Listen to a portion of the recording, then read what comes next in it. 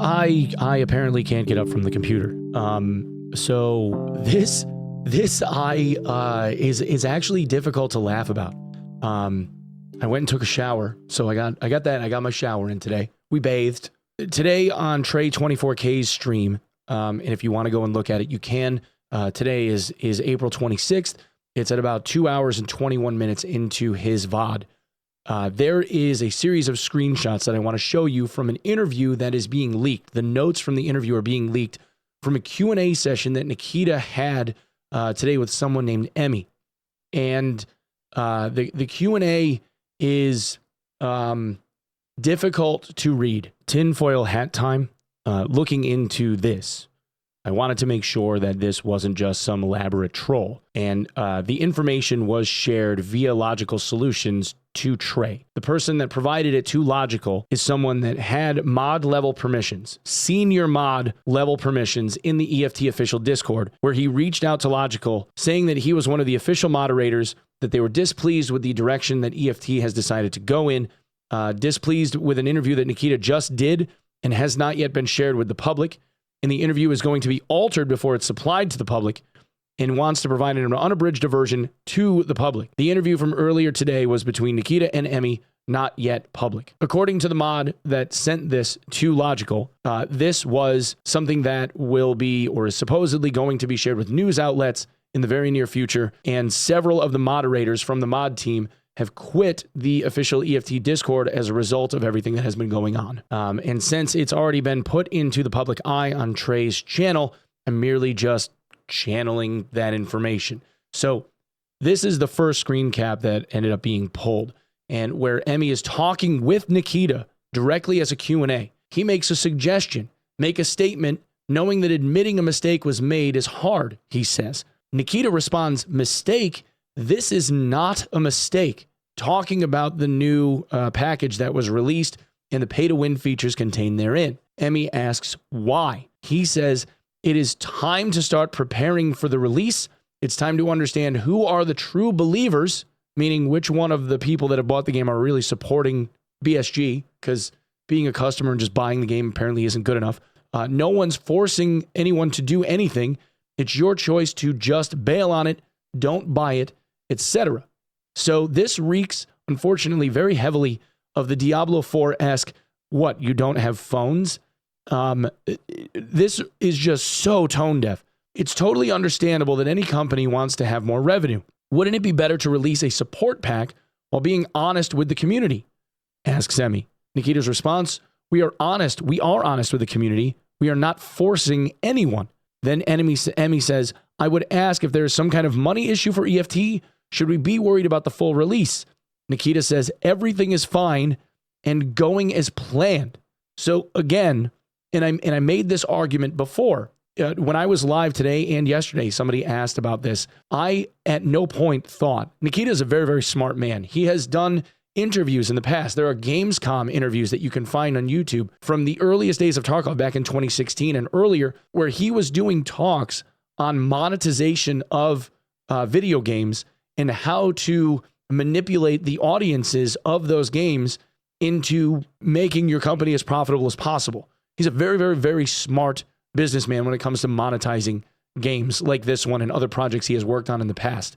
So at no point did I think that this was any way a mistake. This was very much a conscious decision, conscious business decision in the case of what Nikita wanted to do, how they have marketed their product, the way that it was presented to everyone, and how this is going is by design. And apparently Nikita doesn't mind some amount of attrition and losses of gamers that have already parted with their money.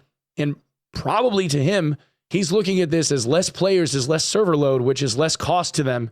And they already got their one-time shot from everyone that bought EOD. So who cares if we get burned? On to the next image. Do you plan on addressing the community again anytime soon? Your post on Reddit unfortunately wasn't received well by the majority of the community.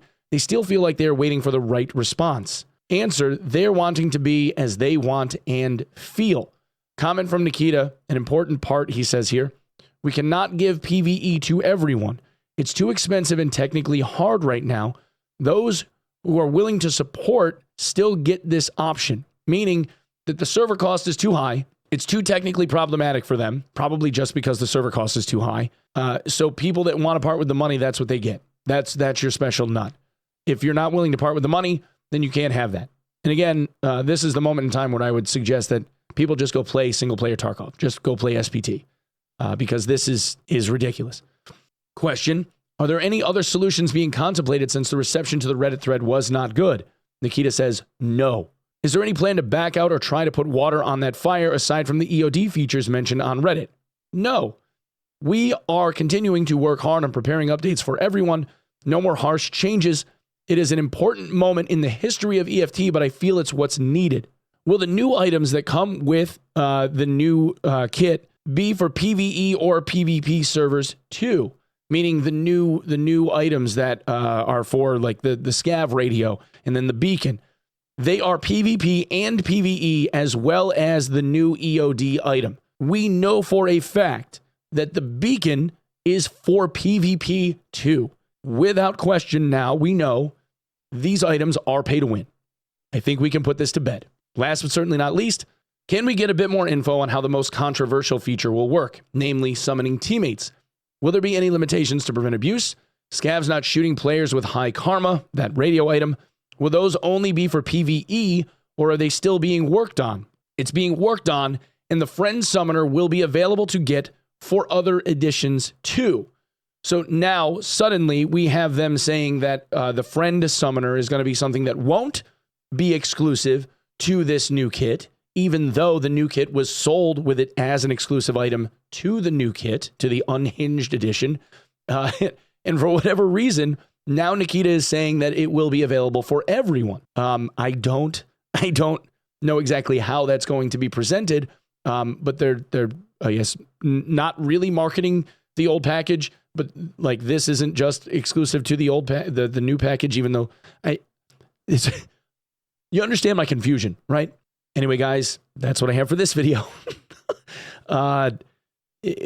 Everything is fine, right? It's fine. Look, at the end of the day, we all got to make our own decisions, right? And I think that when it comes to being a consumer, especially when it comes to video games, we have to weigh our options very, very carefully.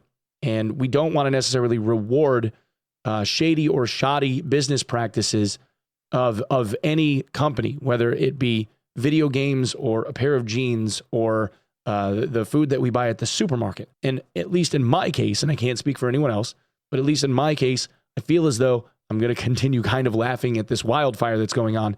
And at the same time, I'm just going to continue the practice of not bothering to spend any of my own money on any of the microtransactions or any of the other things that are going on inside of BSG.